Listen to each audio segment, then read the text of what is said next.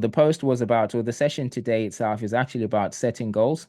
I mean, it's January. We just got into the new year, 2024. It's the right thing to be doing at this point to focus on what's the new thing that we're going to be working on in our businesses, in our personal lives. What are we actually focusing on? What are we aiming to achieve for the new year? But not just the new year, for the future. Yeah, setting your plans, whether it's for the next year or for the next 5 years or for the next 10 years. But let's use this as an opportunity to assess, to look at where we are and where we want to be. And hopefully the information that will be shared today will be helpful for that particular aspect. Okay, so let's have a chat about what we can do to make sure 2024 is your best year yet. All right. So for anyone who doesn't know who I am, my name is Muzzie.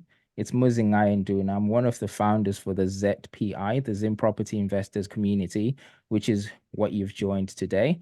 I've been investing in property for the past 5 years. Our portfolio of properties are predominantly in the West Midlands in the UK. Okay. And basically what we're doing today is sharing all the experience and all the knowledge that we've accumulated so far, and hopefully that will help some of you guys in whatever it is that you're trying to achieve. So please feel free to ask questions as we go along, and I will answer them when we get to it. Okay. So we're going to talk about the power of goal settings. I'm a big fan of quotes. Okay. So I'm going to start off with quotes. If you want to live a happy life, tie it to a goal, not to people or things. The idea is just to set a goal. Now, from my point of view, even if the goals are to make sure you create a certain life for certain people or achieve certain things, if you have a goal, that's the important part. What are you actually aiming for? And this was said by Albert Einstein. And then you've got setting goals is the first step to turning the invisible to the visible. Yeah, we all have something that we want to achieve in life, and it's all invisible in your head. Okay, but setting the goals is intentionally trying to make it happen, intentionally putting a plan together to try to make it happen. Now, this was said by Tony Robbins, and some of you guys will already know who that is. Okay, so I want us to just simplify a lot of the information that we have out there and go through what is that we can actually do for now to help ourselves. And I'm speaking predominantly for some of the people I've spoken to in our community, people who are thinking, yes, I want to invest in property. I want to get started on my property journey. It seems really overwhelming. I don't quite understand where to start. I'm not entirely sure how to structure it, and I don't even understand some of the terminologies that people are mentioning. And I'm hoping that what will be shared today will create a bit of clarity, help out a little bit on what it is that you can do to start with. So as we go along, if there's anything that you didn't quite understand or any terminology that didn't make sense to you, don't hold back. Feel free to ask the question, and hopefully we can help. So today we're talking about setting goals for 2024. Now, what I'm going through right now is something that you can use for any year that you're going to be going through. So it's the same concept for 25, 26, 27, or whatever. Or if you're one of those people who sets goals every month or every week or every quarter, right? It's the same concept. The idea is to sort of understand what it is that you're trying to achieve and then go through it in a certain process to try to make sure you achieve it. Okay, if I can ask everyone to mute themselves, please, so we can just go through this. Thank you very much. Right then. So firstly, ask yourself, what do I want? Now, this is one of the most difficult questions to answer. When someone is asked, what do you want? What do you actually want? It may seem like an easy thing to answer, but it's difficult to really understand what exactly you want. And the first step is to ask yourself the question, what do I actually want?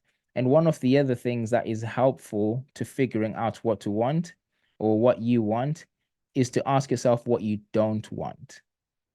Okay. So you may find people thinking, I'm not entirely sure what I want, but they're really sure what they don't want. And that's a step towards what you actually want. So if you can filter out the things that don't interest you, filter out experiences that you don't want to experience again, filter out the things that you know you don't want for yourself or for your family or for whoever you find important, you will start filtering through into closer and closer to what you actually want? Now, these are certain questions that I would encourage people to start asking themselves. This one's a very important one. I would recommend, even if if you're a couple, girlfriend, boyfriend, husband, wife, I would recommend you also do this on your own. Okay, this is where you're as truthful as you possibly can be. Why do I want what I want? Okay, the reason I talk about this, guys, is firstly, a lot of times that people suggest this is what I want to do, this is what I want. The reasons behind that are not necessarily beneficial to themselves. Example, I want to invest in property because my friend has been doing it. Okay, so what does that mean to you in particular? Yeah. So it's something to have a good think about. Why do I want to do this? Why is it important to me? What is it going to do for me? Okay. And this is a question that you want to ask yourself because I can tell you now, and then most of the people that I've been investing for a long time can also attest to this. The property business, just like any other business, is very difficult. Okay. And once you start facing those difficulties, those challenges, those hurdles, and they're very painful, I have to tell you that, the first thing you're going to ask yourself is, why on earth did I put myself through this? And if you don't have that good reason why I wanted to do it to start with, that will be your point of failure. But if you have a good reason to why I'm doing this because I want to achieve this. I'm doing this because I'm doing this for that person, my kids, my family, or whoever you find very important, something that's very personal and important to you. And you keep reminding yourself of that reason. At the point you face those challenges, you'll be encouraged to find a way around them, to find a way over them, or to find a way through them. I hope that makes sense. Okay. So who, not how. Okay. You tempted to figure out, now that I know what I want and why I want it, it's very tempting to figure out how do I actually do it. And I would encourage you not to find out how you do it and actually find out who can help me do it. You probably have in your networks people that have already achieved what you want to achieve. Connect with those people. And even if you don't know them personally, you've got so much information out there from people that have achieved what you want to achieve. Connect with them and see how they did it and learn from their mistakes, because we usually say it's smart to learn from your mistakes, but it's even smarter to learn from someone else's mistakes. Look at who you can connect with, who can help you to get to where you want to be, as well as figuring out how to do it. Okay. And then finally, which I think is the most important one, is what can I actually do now in my position with what I have, with the time I've got, with the resources that I have? What can I do now? And then go and do it. I say this is important because a lot of people will say to you, knowledge is power or information is power. I believe information and knowledge are potential power. It becomes powerful when you implement it. Okay. There's no point in knowing about what actually you should be doing, what works, if you're not doing anything about it. And this is the important part on action. Okay. This is the information I wanted us to go through in terms of setting the goals. Now, once you kind of understand what it is that you want to do, why you want to do it, who you can work with to get you there, and how you're going to do that, and you want to take some actions, make your goals smart. Now, this is common knowledge for most people in terms of smart targets or smart objectives. I'm going to go through them just in case there's anyone who's never heard of this before. Okay. Now, SMART is actually an acronym which has different meanings for each of the terms. So the first one is specific. So make sure that the goal that you're setting is specific enough. What exactly are you trying to achieve? And be specific. Don't make it a generic thing, because you don't necessarily want to be working on generic information that might not actually help you. Be specific about what it is that you want to achieve. Make sure it's measurable, because you want to know whether you're getting close or you're moving further away. If you can't measure it, you can't tell if you're making progress. Okay. Make it achievable or attainable. All right. Now, there are some goals that are out there, just completely out there. And I'm not completely against that, as long as you're willing to put the work. And achievable can be relative because you may be looking at achievable based on whether you have achieved it or not, or achievable based on whether someone else has achieved it. Whichever way you want to look at it, I would say don't hold yourself back because something is not achievable based on your own experience. If someone else has achieved it, then it's achievable. Okay. Relevant and realistic. Okay. So relevant, once you've actually decided what it is that you want to do, make sure that the goals that you're setting are relevant to that particular thing. That thing you said you want to do, is it relevant and is it realistic? Which kind of attaches itself back to the achievable. So make sure it's relevant to what it is that you're planning to do. And then the last one is make it time bound. When are you trying to achieve it? When would you like to make sure it's been done? And set these and try to make sure that they tick all these boxes. Now, this is a common corporate kind of terminology or acronym that's being used, and I'd like to offer you even more. Instead of just making the goals smart, make them smarter. Okay. So lastly, you want to evaluate your targets. Okay. Because things change, situations change, you change. The things that you think you want in January, by March, you might not want them anymore. Okay. So evaluate all the targets that you've set and try to do it as regular as possible. And importantly, make sure you reward yourself or the team that you're working with in terms of achieving what you want to achieve, because that rewarding yourself is an element of being grateful. Okay, not just being grateful to the people that you're working with or the people that are working for you or with you, but being grateful to yourself for the effort that you've put in and the success that you're starting to see. Make sure you reward yourself, and this is what keeps you going. Okay. So this is the element of going through the goal setting and attaching this to the side of property as well. So what I've spoken about here is something you can use even in your personal lives rather than just the business side. But I want to bring it back to property. Okay. Now, for anyone who didn't know anything about property, this information is going to be very relevant to you. I'll talk to you a little bit about where I was at the time that we started investing in property. I was under the impression that in terms of investing in property, the only way you can invest in property is to save a deposit. You need to save up, have a deposit, and then buy the house through a mortgage. You have to have a deposit of X amount, whether you're buying it for the first time and you raise maybe 10% of the deposit, and then the mortgage lender will give you 90%, or you're raising 25% to buy a house that you're going to be using to rent, and then the mortgage lender will give you 75%, and then you can rent the property out. That's the only way I knew about investing in property. So when people told me that, there's a way that you can invest in property, that's all I knew.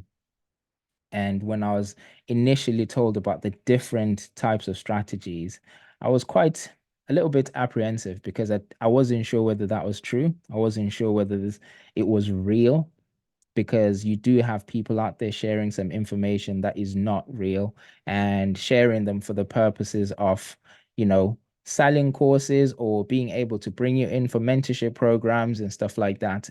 And I was a bit apprehensive, to be honest with you, to start with, until I actually got involved in it and started doing it myself. And majority of our portfolio now is based on creative strategies that are outside this remit of raising a deposit and purchasing a property through a mortgage. Okay, so we're just going to quickly go through them. So as mentioned, the only one that I knew was to buy to let. So you purchase the property on a deposit and then rent the property out. Okay. Just to reiterate, guys, and to remind anyone who's just recently joined, if you've got any questions about anything that we're going through now, please feel free to drop them in the chat. And at the end, we'll be doing a Q&A, going through the questions that you may come up with. Okay. So the buy to let, raising the deposit and purchasing the property for the purpose of either living in it or to actually just rent it out to a tenant. Now, this is not an sort of like this is not the whole list of other strategies. It's just some of the strategies that are available. Okay, I'll quickly go through what they are and what they mean. So you've got deal packaging on the bottom left. This is the concept of finding properties or finding deals and selling them on to investors. Okay. You set it all up, whether it's a if we pick the example of a property that you're going to raise a deposit for and buy it on a mortgage to rent it out. Let's say you've got the funds, but you don't have the time to be going around to find the properties. And then someone finds the property for you and it ticks all your boxes in terms of your budget, your location, the kinds of returns you're looking for. And it ticks all those boxes. So instead of you going around and doing the viewings and setting it all up, doing the negotiations with the vendors and with the letting or the estate agents, someone does that for you. And then you pay them for their time and they put you in touch with the vendor and you purchase the property. You can be the deal packaging agent who can do that piece of work. You get paid for your time without having to purchase the property. And you can do that for any strategy, whatever strategy you can think of, whatever creative way of making money in property, you can do it for any of them and sell the deals on to investors that don't have the time. Because you'll find that a lot of people are time poor but cash rich. And you may be time rich and cash poor, but the two of you can actually work together to make these happen. Okay, so deal packaging is one opportunity for anyone who might be thinking about that. All right. And then you've got vendor finance. So it is actually possible to use the money that you are purchasing the property with. So the person who's selling the property is the vendor. And once you've actually purchased it from them, if they don't have a plan for the money that they've got from that sale, you can then actually request to borrow those funds and purchase that same property or another one. Okay, this is possible. Now, there is certain ways that you can do that to make sure that it is legal and solicitors are involved in the process. But ultimately, once the person has received all the funds that they've received for that sale, if they don't have a plan for those funds, you could actually work with them, turn them into a joint venture partner, and use those funds to actually continue investing. All right, so we class that as vendor finance. And then the buy, refurb, refinance and rent, right? This is concept of buying the property, uh, buy it low, or you can actually buy it at the market rate for the way that it is at the time. But refurb is the concept of actually increasing the value of the property. You increase the value to a point where you can actually refinance at the new value, which is a lot higher than what it was at the point that you bought it. And in most cases, you will find that you can actually pull all the money out that you've spent in terms of setting up or purchasing the property and doing the refurb itself. And then you can rent out the property afterwards. The ideal one is where you can pull all the money out and still be able to own the property and then rent it out and start generating cash flow, right? You've got commercial conversions where you're looking at commercial buildings, offices, warehouses, and you can convert them to residential properties. You got lease option agreements where you can purchase the property or agree the price for the future, get control of the property now, and be able to purchase it later on in the future. Now, this strategy can be set up in a way where the property itself will generate enough cash flow. So by the time you actually exercise your right to purchase the property in the future, it would have generated enough cash flow to actually buy itself. So that's actually really, really good strategy. We can go into detail about that one a little bit later on. Assisted sales. So an assisted sale, unlike a flip, for example. So a flip is when you buy the property and you increase the value and then you sell it. Okay, you sell it for more than what you bought it and you make a profit out of that. An assisted sale is similar, but the difference is you don't actually buy the house. So I usually use an example of if someone is selling a house for 100,000 and you spend 50,000 and then sell it for 200, instead of buying it for 100,000, you can just work with the owner, assist them with the sale. You work with the owner, spend your 50K, and then at the point that you actually sell the property, you agree to split the profits. okay? Which means the vendor will get more than what they were initially going to get, which was 100, and then you will get more than what you were planning to actually sell the property for because you haven't had to pay the stamp duty and the legal fees of being of doing the purchase at the start, okay? And that can be done legally using solicitors as well. But it's just a concept of making sure that you can use creative strategies to make more money out of the same opportunity that you would have in a standard way bought the house and then try to sell it after. So we usually say if your plan is to sell the house, then don't buy it. Just assist the vendor and make money out of it. Okay. And then the tenant buyer.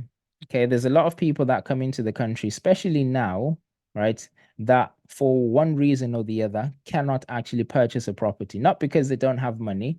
And some restrictions put it down to you have to live in the country for a certain amount of time, and or there may be other issues that will stop them from being able to purchase a property. And they may be okay to purchase the house in about 5 years. Okay, so you could find a property that would suit them, right? And they become a tenant for that property, and you sign an agreement with them, again, using solicitors, where they can actually buy the house at the point that they're eligible. Yeah. Now, you being part of that means you can generate cash flow in the process whilst they're actually looking to purchase the property at the end. Okay. These are other strategies that I was talking about. Now, there's a lot more. This is just briefly, as mentioned, just a hint of what other things you can actually do in property. Now, when it comes to being able to invest in property, I just have to point out there's different ways that you can get paid, right? Ultimately, a lot of people jump into property because they want to get paid, right? And the first way you get paid is cash flow, which is money coming in regularly, whether it's monthly, it's weekly. People do service accommodation, can get paid on a weekly basis at random. HMOs, you can get paid monthly, or you're renting out the property to just a family where you're getting rent every month. That's cash flow, which is regular money coming in. Okay. And then you've got cash out, which is where you get paid once. Okay. The example I spoke about earlier on, where you buy the house for 100 grand, you spend 50K on it to increase the value, then you sell it for 200. Okay. In theory, you've made, I don't know, just under 50 grand profit there. So that 50K is what you get paid, and that's a one-off. That's done for that deal. So that's cash out. And then the last one is equity, right? So equity is the difference between the debt on the house and the value of it. So in most cases, property prices will keep going up and the debt on the house will go down as you're paying the mortgage. So that difference there is a way you get paid. Now, bear in mind, equity is nice to have, especially if you're cash rich, essentially. You don't actually need the money. So it's good to just put the money in a house, knowing that I've got X amount of equity in that property. But if you need cash, equity is no good to you. Okay. Equity can't actually pay bills. Equity can't buy you groceries, right? You can actually find yourself in serious trouble when you've got over 100 grand in equity on that one house, but you don't have money to actually buy food, right? So you have to decide which way you want to get paid. And knowing which way you want to get paid helps you decide which strategy you want to get involved in. Okay. And this slideshow is going to illustrate a bit more about that. How exactly does that work? I've spoken about most of these strategies, and you'll see all of these terminologies or these acronyms pop around. And this is basically what they mean, which is what we actually spoke about. Bear in mind, a lot of people that do property, we use a lot of acronyms. And whenever people use acronyms, it's it may be to simplify the conversation, but it also increases a bit of complexity. Okay. But these are the acronyms, and this is what they mean. So we spoke about the commercial conversions, lease option agreements, and assisted sales, tenant buyers. Now, serviced accommodation is commonly known as Airbnb, where you're using the property as a hotel, where people are paying you nightly rates rather than the monthly rent. Okay. Buy to let, we went through that. Now, houses in multiple occupancy, HMOs, this is where you renting the property per room rather than the whole house. So you have a 5 bedroom house. Instead of having one family living in a 5 bed, you have 5 individuals living in the rooms. Okay. And you generate more income from that. Okay, now you can do that by buying the 5-bed, or you can rent the 5-bed and then rent the rooms out separately to generate cash flow. Okay, deal packaging we spoke about. Rent to rent, as I've just mentioned. Now you can acquire the property in two ways. You can either buy it or you can rent it, and then you can do what you want to do with it. We spoke about the buy, refurb, refinance, and then the flip, which is the buy to sell. Now, how do these actually go into the cash flow, cash out, and equity? Some of these actually touch both, or some of these touch two, and some of them actually look at all three of them. So we'll just quickly go through that now. Okay, so you've got the cash out, the cash flow, and the equity. Commercial conversion, it actually touches all three of them. Okay, dependent on the way you do the acquisition. So let's imagine you actually buy the commercial unit and then you convert it into a residential, right? At the point that you convert it to a residential, you've increased the value drastically, right? And by increasing the value, you can refinance, and that's where you get the cash. That's the cash out. You get paid that one time. But if you refinance it and keep hold of the property, right, you've got cash flow because the tenants that move into that building will start giving you cash flow, the rent, whether you're doing it as HMOs, you're doing it as serviced accommodation or standard lets, right? That's your cash flow. And because you're still holding the property, it's still yours, it's growing in value as time goes on. So you're building equity at the same time. Okay. I hope that makes sense. And if you've guys got any questions, anyone who's got any questions, please pop them into the chat and we can go through that as well later on. Later on at the end of this presentation. Lease option agreement, that's a cash flow and equity because you're buying the property in the future. In the meantime, you're generating cash flow. And at the point that you then exercise your right to buy the house, most likely the value of that house has gone up compared to how much you actually agree to buy it for, right? And you're going to hold that property, therefore you can build equity, okay? Assisted sale is a cash out, right? You're not buying the house, you're not necessarily doing holding it for any cash flow. You're spending your using that same example where we're saying you instead of buying it for 100 and spend 50 and sell it for 200, you're just bringing in your 50 and then splitting the profits at the point that you sell. So at the point of splitting the profits, that's when you get paid, and that's a one-off, your cash out. There's no cash flow because you're not renting it out. There's no equity because you don't own the property. Okay. Tenant buyers, which touch the cash out and the cash flow, right? Dependent on how you've acquired the property. Okay, so the cash flow, as the tenant is in there for as long as they're in there, you can be part of that deal and get cash flow. And at the point that they purchase at the end of it, dependent on how you acquired it as well, you can get paid your cash out. But because the property is being sold to someone else, you're not necessarily building equity on that one. Okay, serviced accommodation is a cash flow. Buy to let, again, this is all dependent on how you actually do the purchase, but typically a buy to let, when you raise the 25% deposit to then rent it out, you're gonna get the cash flow, right? You're gonna get the cash flow from the tenant, and then the equity is going because you own the house and you're building your equity because you're holding onto the property. The value is going up and the debt is going down. HMOs is cash flow. Deal packaging, cash out. You're doing a piece of work, getting paid, and you move on. That's a cash out. Rent to rent is predominantly cash flow because you don't hold on to the property. There's not necessarily cash out element because you're not going to be selling anything. It's just cash flow. You're making money as you go along from someone else's property. Okay. Buy, refurb, refinance, and rent is similar to the commercial conversion. You're only doing that only for the residential property though. You're going to buy it, you refurb it, you refinance it, and dependent on how high the value is, you may be able to get cash out, get the cash flow and equity at the same time. And then the flip, which is a cash out. Now, you get paid once on that point because you're looking to sell the property, you're not going to gain from this equity, and you're not necessarily renting it out because as soon as you finish working on it, you're going to sell it, right? That's your cash flow done. Now, I'd like us to talk a little bit about the ugly truth. It's pretty easy for many of us who are investing in property to just say, let's invest in property. Everything's going to be hunky dory. Everything is fantastic.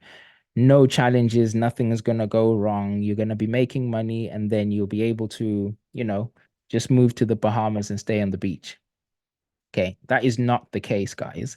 And what I'm about to go through now is based on personal experience, but then we spend a lot of time in these networks. I said at the start that connect with people, introduce yourself in the chat, find out who's in your area and speak to them. And I was speaking about the fact that it's really important to learn from other people's mistakes. Okay. And this is what you get when you start networking with people, speaking to other people who have done what you want to do.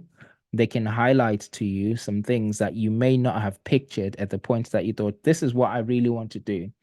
Okay, I've done that, and this was my experience. Yes, you can make money. However, this is my experience. Are you prepared to go through that? Now, these slides are not necessarily for me to talk you away from investing in property. I just want you to walk into it, I guess, with all your eyes open, but also for people that have experienced this as well, it's important that you actually connect with other people that have gone through the same thing. And then we can help each other as well to make sure stuff like this doesn't happen again. And what is it that we have done to prevent it? What have you done to prevent it? And we can help each other out. That's the whole concept of having networks. And this is why we have this network, so we can share information like that, protect each other and help and help others to grow through it. Okay. So these pictures are actually pictures of our properties. Now, most of our properties in the West Midlands are being used for service accommodation, also known as Airbnb. Okay. Now, you will get some guests that have bad intentions when they come to the properties. Your ideal scenario is that people just book your house, come and stay there for whatever they need to stay there for, which is within your terms and conditions, and they have a good experience. They make the payments as you've planned and they check out happy, leave you good reviews. Great. Right? That's the ideal scenario. Okay. But things don't always go the way you planned.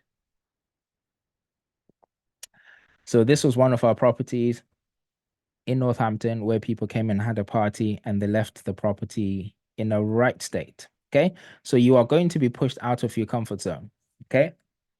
That was our experience when this happened. Okay. Same property, same party, right? You're going to be challenged beyond your expectations. Now, I can tell you now, with everything that we knew about serviced accommodation or investing in property or utilizing these creative strategies, in our expectations, this was certainly not one of them. Okay. This is a two-bedroom property in Northampton where the sliding glass doors at the back were broken after this party, and the door was actually lying in the garden. And I think you'll see it on the next slide. Yeah, that's the one. You're going to be very disappointed.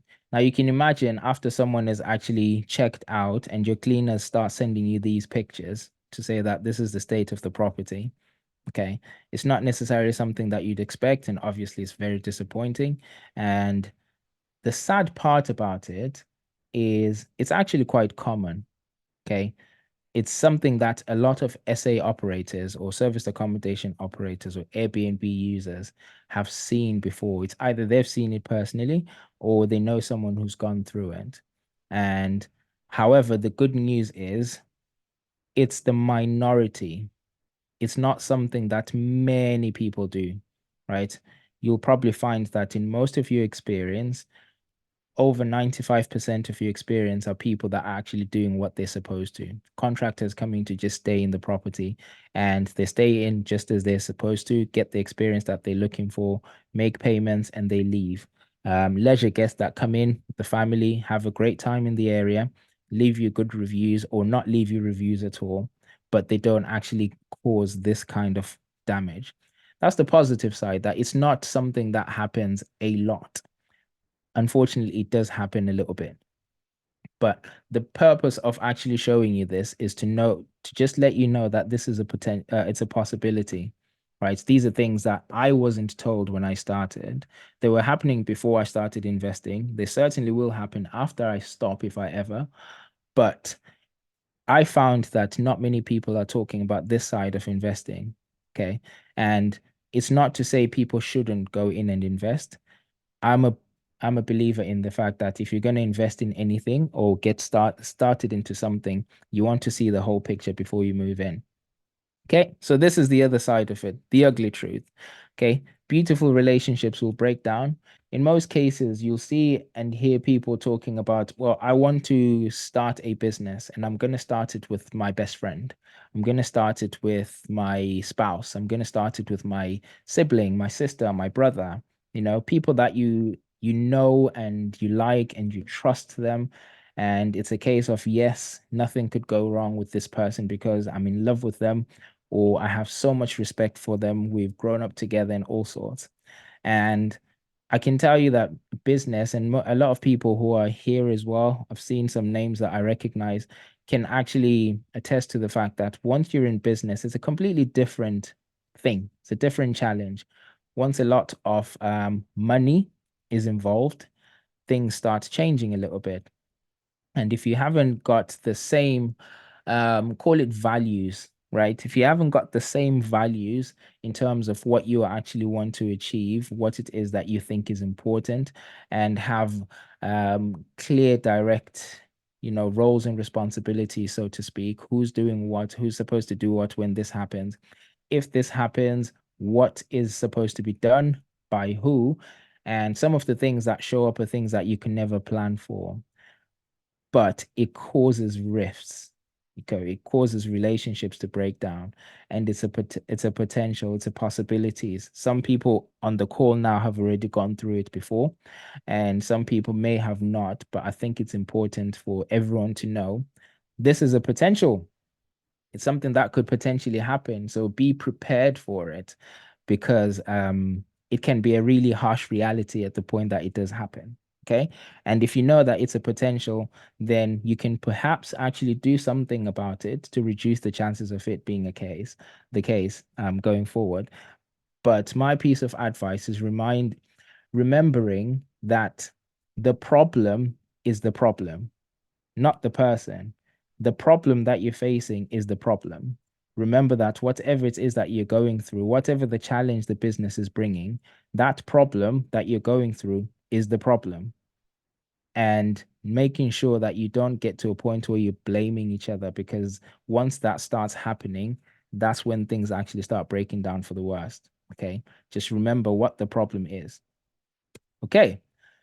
So what's the best strategy then? Okay, so we've gone through the ugly truth, right? The difficulties of being in business, or the difficulties of investing in property, the tough things that most people didn't actually know about. And the question is, right, what do we do about it? You've just spoken about, setting goals, and specifically for property visions and things that we want to do in property, and you've gone through the strategies that are available, and then we've spoken about the difficulties in property. So what can we do now, right?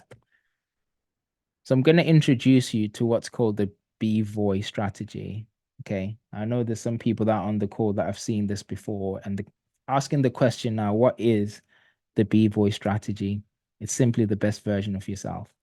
Okay.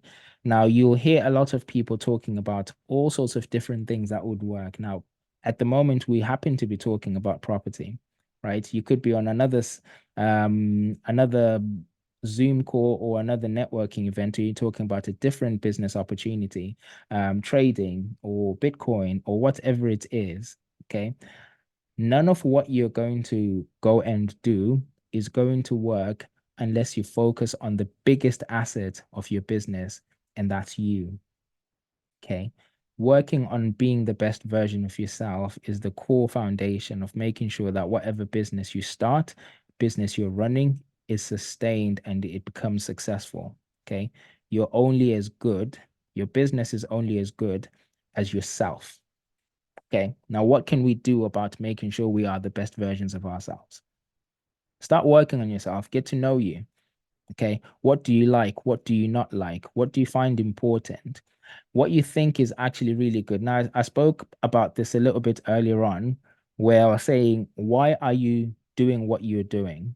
And we see a lot of people doing stuff because someone else is doing it, not because it's of value to themselves, not even because they like it, but someone else is doing it. And sometimes you just get involved in it because you want to feel like you're part of, you fit into a certain group, or you're doing what someone else is doing, which is why I say it's important to ask yourself that question on your own. Why am I doing what I'm doing? What do I actually want? That's a conversation on your own with no influence from someone else, right?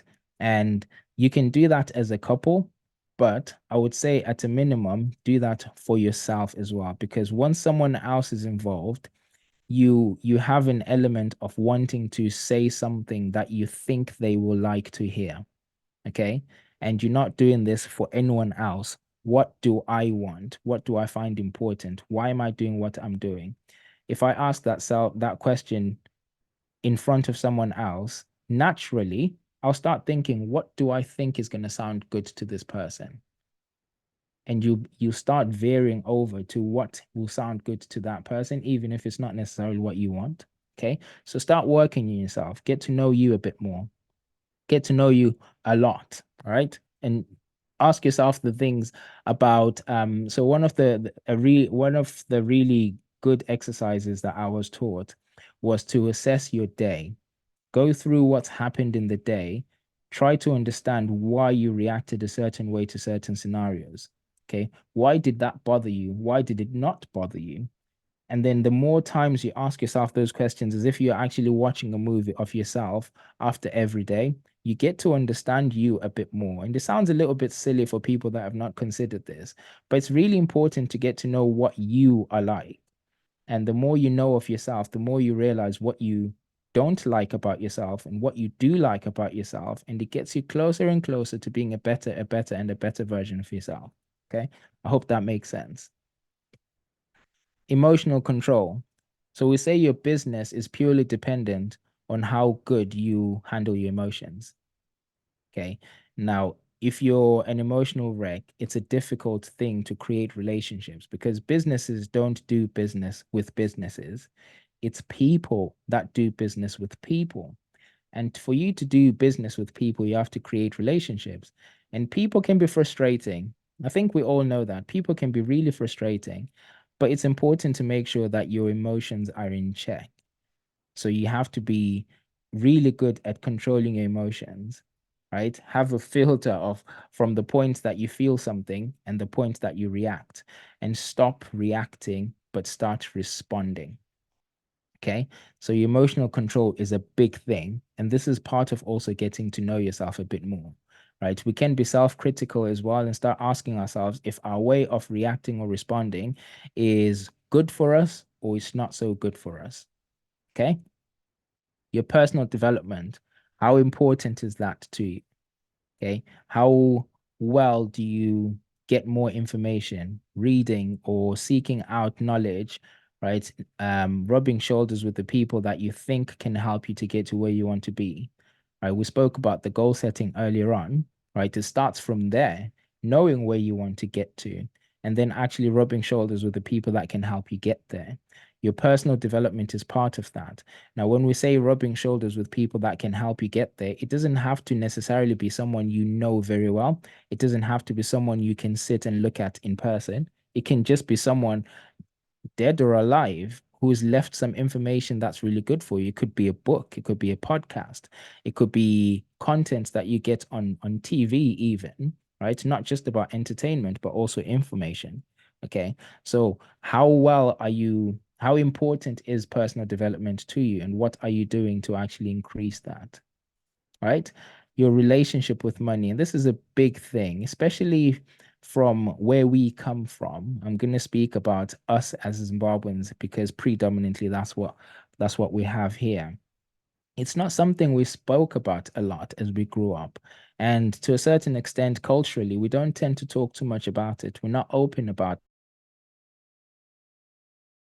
the situation. And how does it make you feel? Do you invite it or do you actually push it away? What do you think about someone who's wealthy? What do you think of yourself if you become wealthy? And it's something that we find interesting when we have our conversations with other people that are investing in property as well. Is what you say about someone who's wealthy is sort of how you're speaking to yourself if you became that person. And to a certain extent, the way that you speak about it, the way you see that person is actually either pushing you towards being wealthy or pushing you away from it. What's your relationship with money? And why are you like that? What are the things that you've been told, that you've believed about money? Okay, this could be cultural, this could be religious, this could be your way of growing, what you saw from your parents or whoever you grew up with. What did they say? How did they react to money? How did they treat money? And that plays a part in how you treat it as well. And you may be surprised that a lot of people may not be wealthy because they actually get in their own way, because of their belief, because of their relationship with money. And this is one of the really good reasons why we encourage people to connect with others, be in a network and create a network of people around you that will help you to get to where you want to be. Now, you may say, I want to be wealthy, but do your actions actually marry up with what you're saying? Are the people around you supporting you with what you say you want to do? And we always encourage people to not spend energy trying to convince someone else that something that you're trying to do is good for you. As you find people trying to convince their inner circle that we should be wealthy, we should do this, and then the people around you don't see it the same way. And then you spend a lot of time trying to convince them to try to get to that stage. We say sometimes it's actually better to step out of it, go show everyone else how possible that is. Become that person that you've been talking about. Achieve those things that you want to achieve.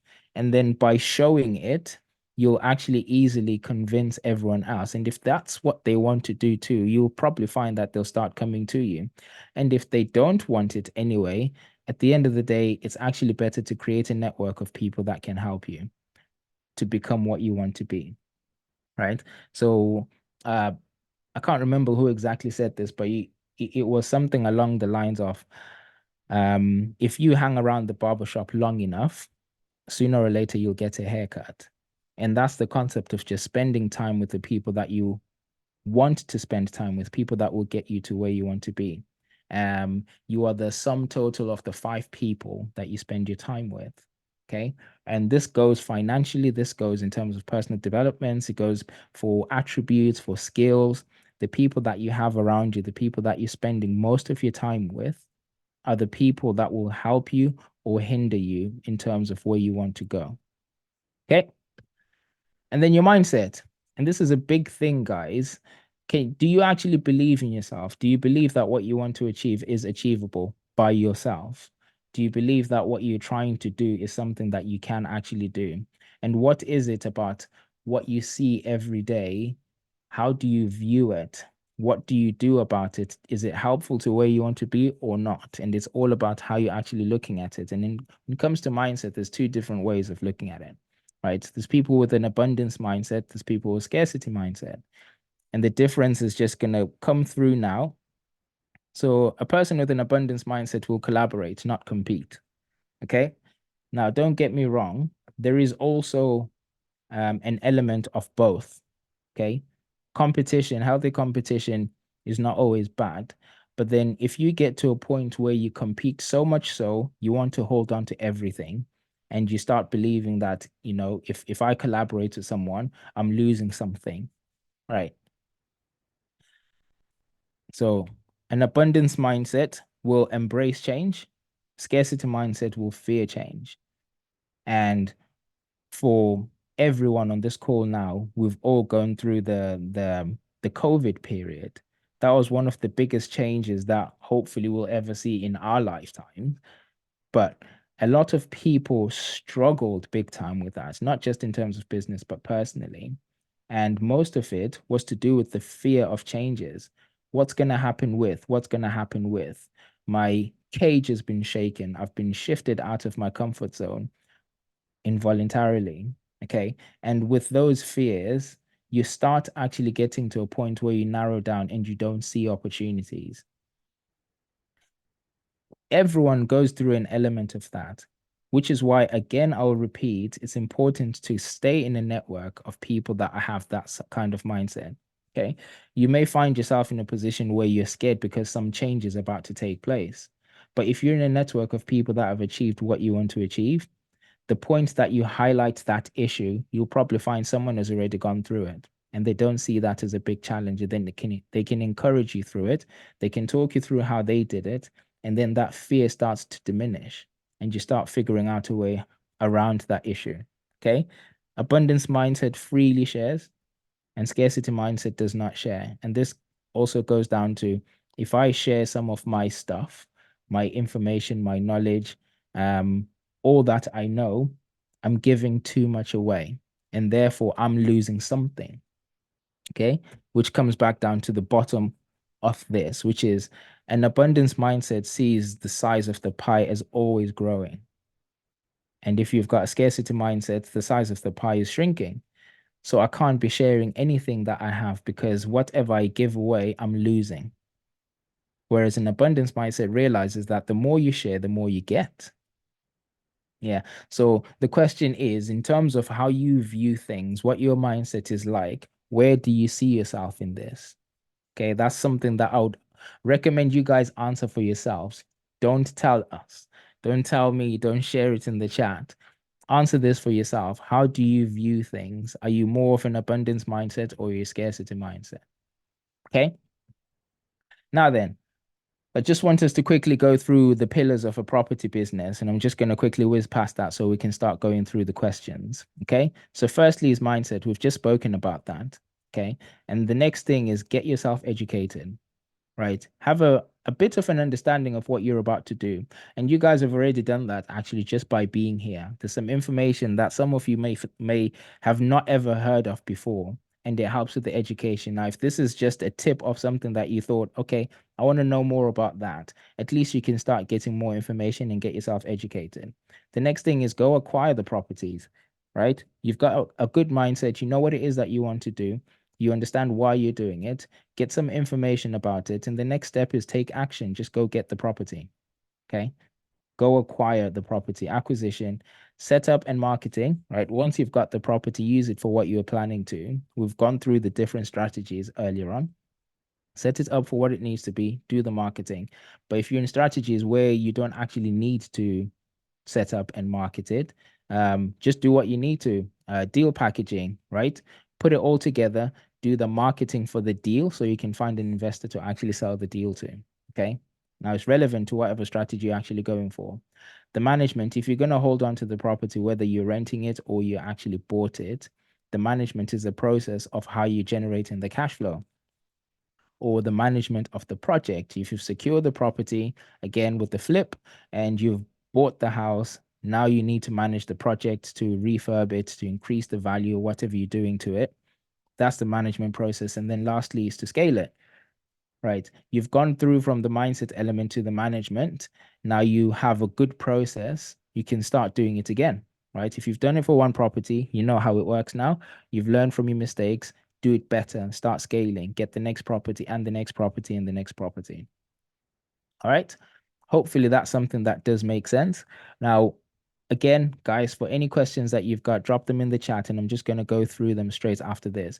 But this is a very sort of detailed process in terms of what the property side looks like. And I'm hoping that is something that's been helpful. But the biggest message I'd like to share with you guys is through this process, right?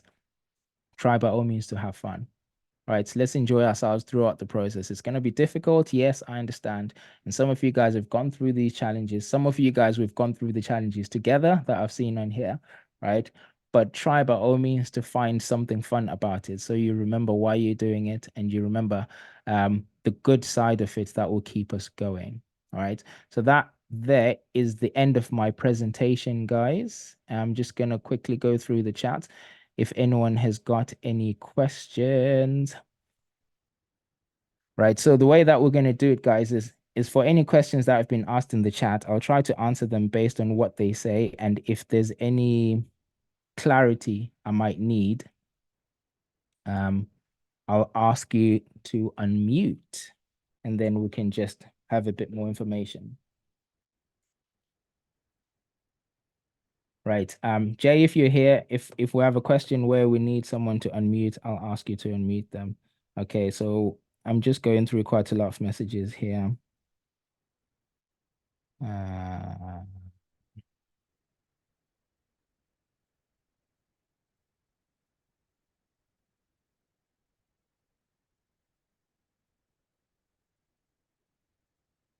right. So I've got something here from Terran. Okay. Guys, if any one of you has got a question and maybe you haven't had a chance to type it into the chat, if need be, you can raise your hand and the host will allow you to unmute and you can ask your question, or just drop the question in the chat and then we can just take it from there. So Terence says, this is really informative. I am still new to the country. This is my second year. My first target is to own my first property. So from my understanding, the first step is to raise a deposit, then apply for a mortgage to buy. Okay, interesting. So thank you for sharing that, Taryn. Really appreciate it. Okay. So typically, yes, you would need to raise a deposit so you can purchase the property. However, and I'll connect you with one of the mortgage brokers that we have in the network who are very helpful with stuff like this. Okay, if you've recently come into the country and you want to purchase a property, there's no harm in having a consultation with a broker who can talk you through exactly what you can work on. What I usually say is I don't think it's wise for anyone to assume what they need to do. Just start raising a deposit and find out about 12 months later that actually what I was doing wasn't actually helpful to me. So we had a session a couple of months ago where we are talking about building credit, being able to raise a deposit, and making sure that you're doing it in a way that gives you an advantage. So at the point that you present yourself to a lender, you are a valuable person for them to work with. So in your position, I would say speak to a broker, and we've got one that we can recommend who can talk you through your current situation. There are some products where you can actually buy the property without raising a deposit. That's the 100% loan to value recently came up. And some people who recently came to the country managed to actually purchase their properties through that. And if you can't, at least they can talk you through where you stand right now and what you can do for the next however long it needs to be for you to be able to actually get your property. I hope that's something that is helpful to you, Tara. And if you can just confirm that that answers your question, please, that would be great. Okay, yeah, thank you. I think I would love to speak to someone who can really advise me on how to go about it. Thank you. Perfect. Perfect. Brilliant. Okay, so I've got a question. This one came direct from iPhone. I'm not entirely sure your name, sorry. What has been your biggest challenge in property with actual examples and how did you overcome it? I mean, the easiest way to talk you through the challenges. I mean, there's been many challenges. My journey has only been 5 years, and in most businesses, that's very young. Yeah. But there's been so many things that have happened in our business that I think, geez, I did not see that coming. I was not prepared for that. And some of it almost completely wiped us out. Now, the examples that I spoke about or going through the actual presentation, the pictures of those properties being ruined, essentially, people coming to have illegal parties. I mean, I'm not necessarily against a party. I think it's good for people to get together and celebrate and have fun. It's when you start vandalizing other people's properties, that's when I actually think, okay, you're going a little bit over the top, right? It's unnecessary. So not only with that particular property, not only were the police involved, the neighbors were very upset. The owner of the property was very upset because that was a rent to rent. We're controlling the property, it wasn't ours. And everyone was extremely annoyed about the situation. And then on top of that, it cost us a lot of money to just get the property back to where it was. And we were at risk of losing the property after that happening. Now, that there, if we were to quantify it from memory, because this is something that happened almost 2 years ago, from memory, it cost us just over £9,000 to bring the property back to where it was. And this is £9,000 that was not planned at any point. We weren't planning to have a £9,000 worth of damage on a 2-bedroom property. And that happens, right? So that is something that I would say is one of the challenges. Now, how did we overcome it? And I know I keep reiterating this. Coming back to a network of people that are willing to support, willing to help with either information or resources, what's really saved us, right? A lot of people go through challenges and they hide, right? I've been talking about the fact that we've been investing in property for X amount of time. And there's a connotation, there's kind of like an idea that people have that if this person is investing in property, that means they've got so much money, right? And it's something that most people have in their heads. It's not necessarily true, guys. And so most people that invest in property can tell you this as well. So when something like this happens, not many people are even open enough to say this has happened. It will happen and they'll stay quiet. They'll try by all means to deal with it without anyone knowing about it. They will raise funds from wherever, take loans if need be, and stay quiet about it, right? But what really saved us is being open about the fact that this has happened. And bear in mind, I mentioned earlier on when we were talking about the breakdown of relationships that the problem is the problem, right? So I'm the agent, the person who's taking on the property and controlling it. The landlord is the owner, right? So me and the landlord are in a business relationship. Someone else has come and trashed the property on an Airbnb. We ran the process the way that we're supposed to, but someone has trashed the property. And it's so tempting for the landlord to say, it's my fault, right?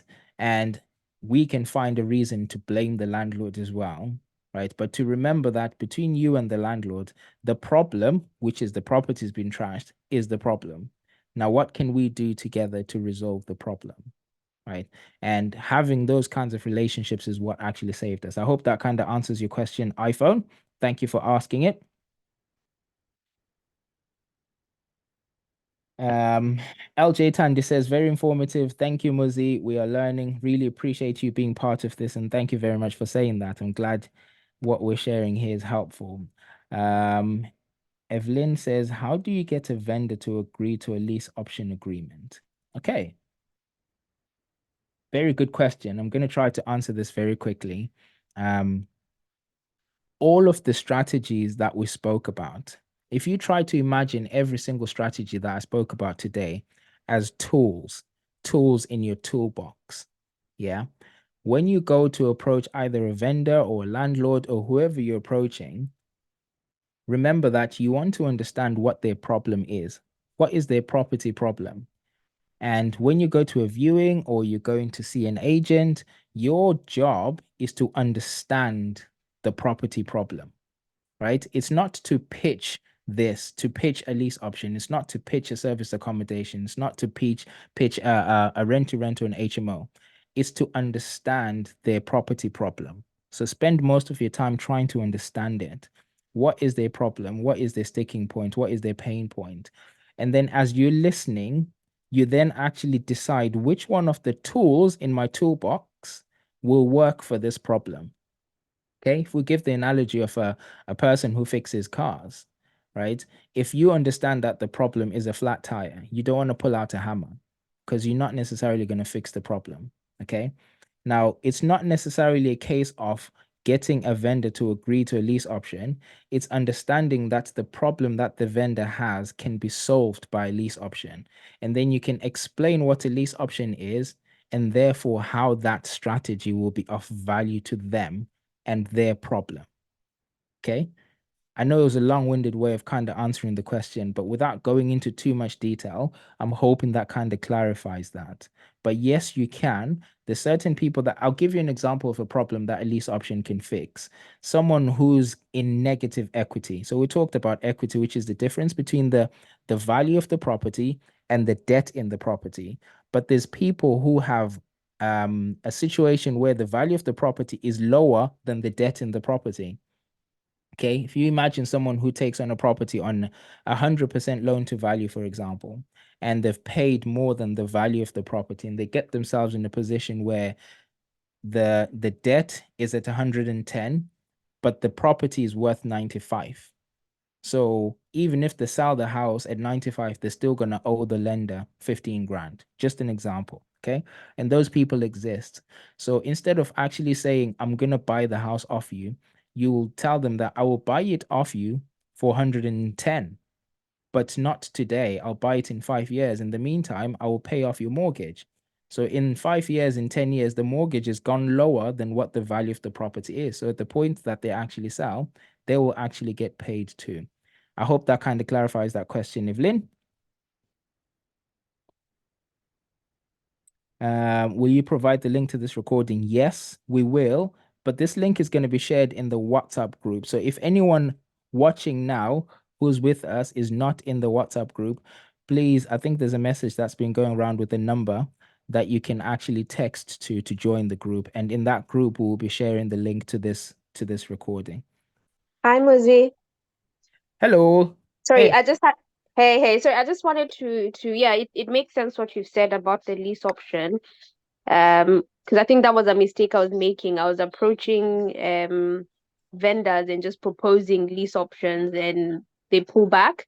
Ah, So what I was trying to understand was because I thought if a property stays on the market for a long time and it's vacant, I thought that would be an indication that they'll be motivated to go into a lease option agreement, yeah, but yeah. that doesn't appear to be the case. Uh-huh. And Um, that's a very good example of what we were talking about earlier on, that you want to find out what the real problem is. but do you feel the estate agents have a part to play? Because if they're not on board, I feel like they're not really presenting your case properly Correct. to the vendor. Correct. Yeah. So this is something that we tend to say about estate agents. You want to cut out the estate agent from the negotiations, but never ever cut them out of the deal. Okay? And I'll say that Right. again.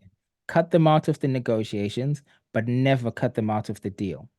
So if you do actually find a way to speak to the vendor directly and you agree whatever you agree with the vendor and the deal kind of goes through, I would always recommend you go back to the agent and pay them. Yeah? Right. Right. Okay.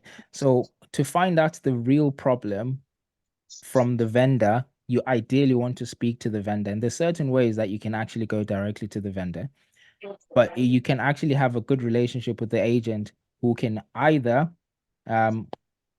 some agents, we've worked with agents that have pitched the lease option directly for us and it's worked out.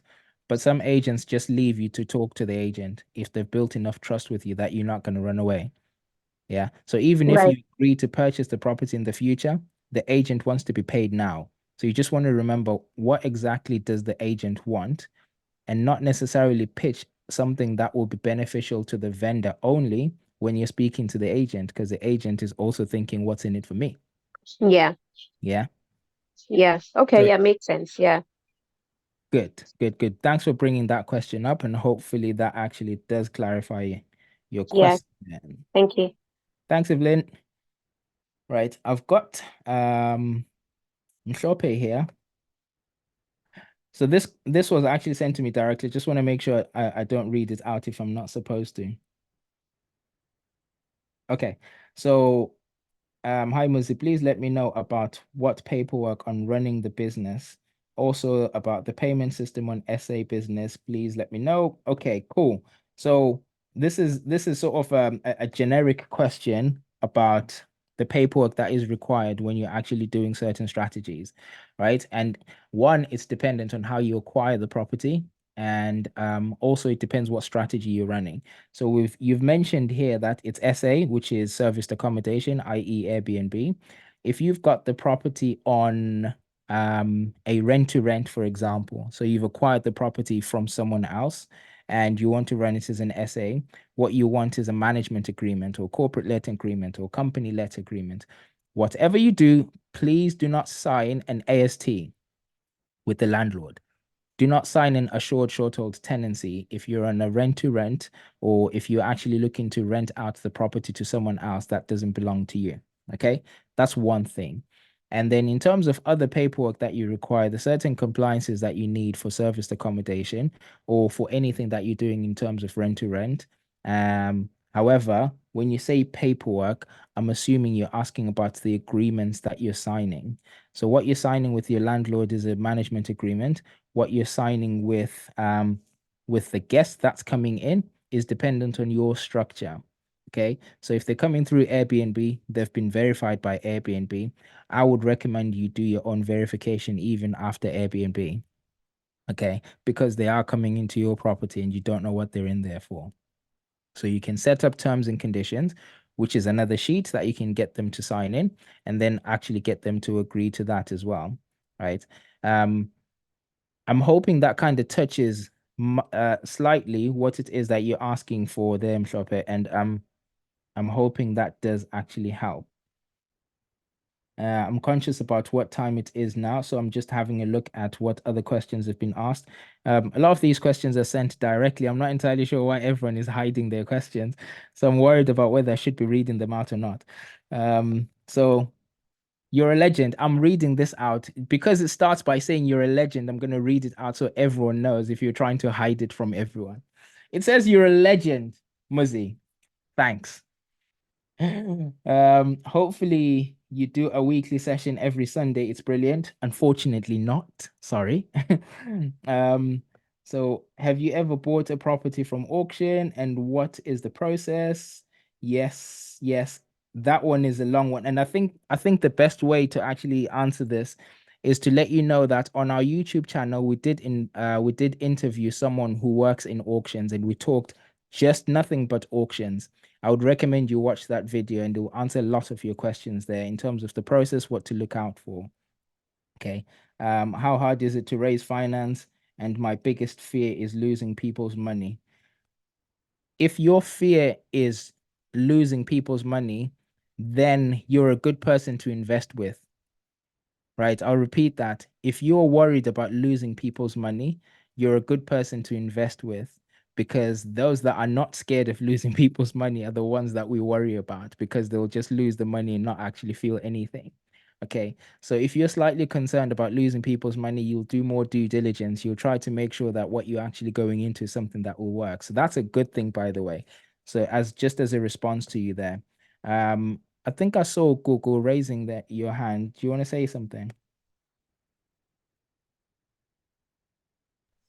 Yeah, I was just gonna say, I think it's good that although people are sending you some questions directly, that you read them out. Probably they don't want their names to be shown, but probably someone else could be scared to even send you a question directly. So Absolutely. I think that's a good thing. Yeah. Absolutely. So if you're sending me a message directly and you're worried about me reading it, sorry, I'm just gonna read it out. My bad, my bad. Okay. Right, we'll come to the end of this, but I'm gonna read this last question before we actually finish. So this is from the Zorwadza family, whoever it is that's representing that family. Thank you very much for bringing this in. Hi, my man. Just joined this webinar almost when you were starting Q&As. Are you talking about UK mortgage, or does it apply to mortgages in Zimbabwe? Okay, good question. So all I've been talking about today is investing in property predominantly in the UK. Okay, predominantly in the UK. But I would like to say that for anyone who's interested in investing anywhere outside the UK, including Zimbabwe, please feel free to join our network. There's people that are doing that daily, right? We're constantly having properties that are being sold and bought in Zimbabwe, people that are discussing about how to actually invest there, what to look out for. So if you are interested, please feel free to join our community and connect with people that are doing what you want to do. Hopefully that's something that helps, and hopefully that is helpful to you, to the Zorwata family. Thank you very much. Right. So I think we're going to bring it to an end here. Thank you very much, guys. Really appreciate it. I know we're just 2 minutes late and we're planning to finish at 7 o'clock. Really, really hope that this is something that's been beneficial to you guys. And I really hope to see a lot of you guys come to join us in our network. And the more of you guys that join, the better it becomes, because the more questions that are asked, the more understanding we all have, and we succeed together. We absolutely succeed together. So thank you very much.